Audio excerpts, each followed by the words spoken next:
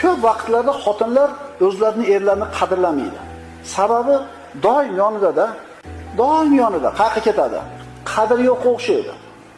Ammo Hadicha onamiz, yana qaytarib aytaman, Rasulullohning xizmatiga bir odamni buyurib qo'yishi mumkin bo'lib turib, lekin xizmatida o'zi qoyim bo'lar edi.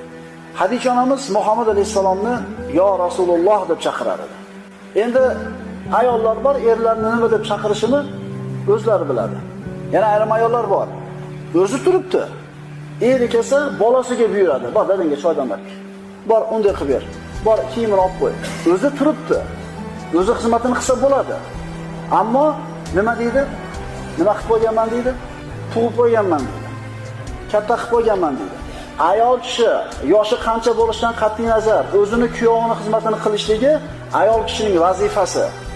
Va bu narsa ayol kishini qadrini oshiradi. Erini oldida ham, odamlarda oldida.